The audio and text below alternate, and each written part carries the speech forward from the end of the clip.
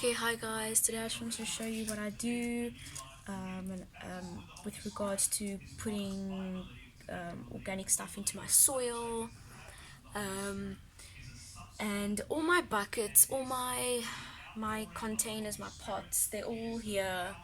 They all. Let me just bring it closer to you so you can see it. Okay, you still can't see it. Let me do this. There we go. Sorry. Okay, so you might not see this 100%, but this is a lemon tree that I grew from pips, and I would love to do a video on that later, or next time, to show you how you can do that. And mostly that was like just an accident, but it happened. So yes, I wanted to show you how easy it is to just put tea bags into your soil. Now I have one here.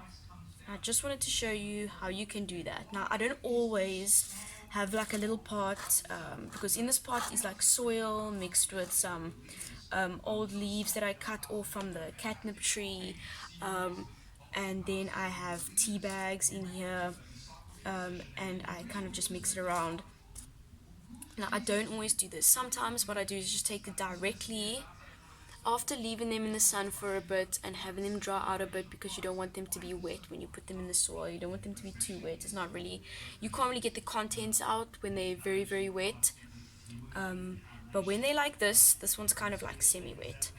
I can break it open and put it in the soil. Now that's what I usually do.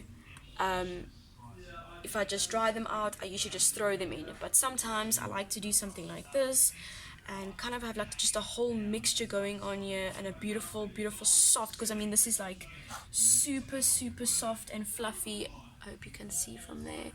Well, it's super, super soft and fluffy. There's no lumps, and this is so good for the soil. It can breathe, especially if you want to grow any vegetables and that sort of thing. And I mean this is like just basic. So what I'm gonna do now is I'm just gonna tear this open on top, and I throw this away when I'm done, and I empty the contents out. As you can see, it came out like really, really easy and simple because it's mostly dried out. And then I would throw the rest away because we don't need that. And then I would just turn it around, kind of get it all in there, and just have a nice.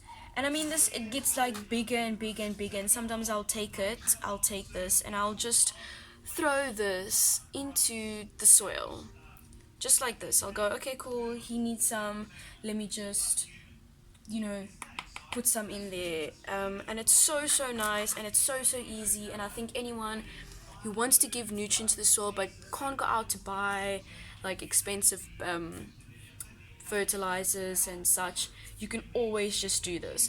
Now I just want to show you quickly another little something. Okay, with this banana peel, I'm gonna get an easy one quickly from here. I'm just gonna cut this off. Okay, now these scissors are like old. Okay, these are like just super old scissors that I use to cut like if I see any dead leaves or dead branches, I want to do some pruning, I'll use this. They're quite thin. I don't need anything thick or bulky that needs to be cutting through thick stems or anything. They're all here, so it's just easy to like prune them.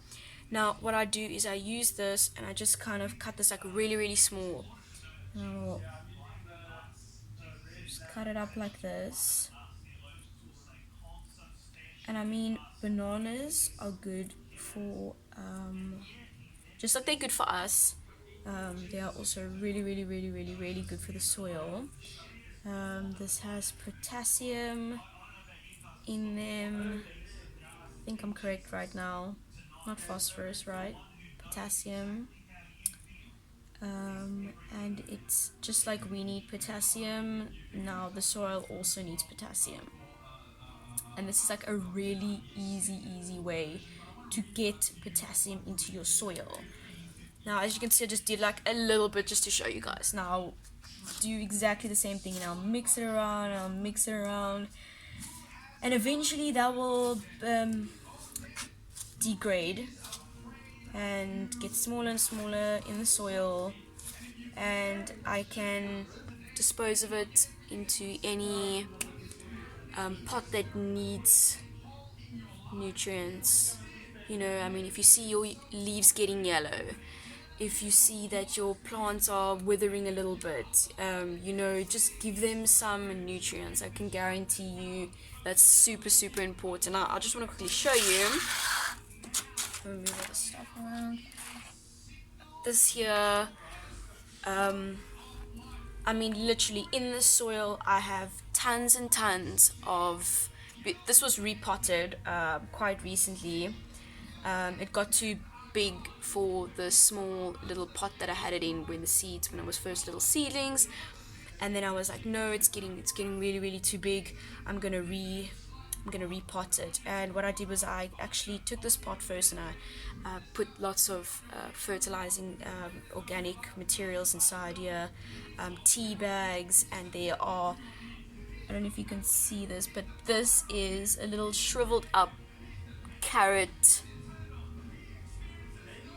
peel, and I put it all over here and I literally just let it sit here, and I'm telling you, it is getting so green. I mean, it's staying so green and it's staying so amazing, and I couldn't be prouder of this little guy. We have lots of, you know, growth coming up. We have lots of new, as you can see, there's a new, okay, you can't really see from there, but there's a new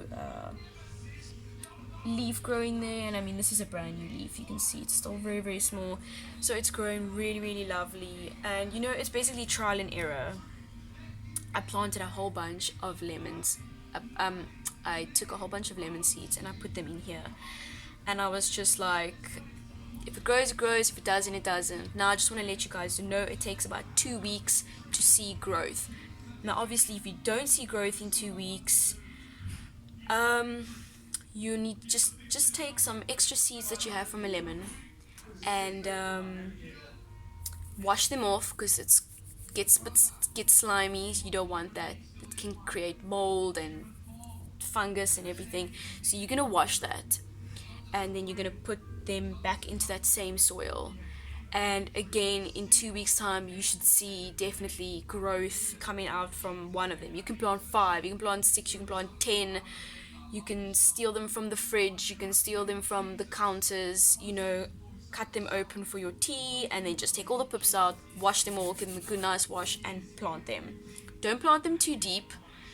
You don't want to suffocate the seed, but you do want to plant them just like maybe like this much into the soil.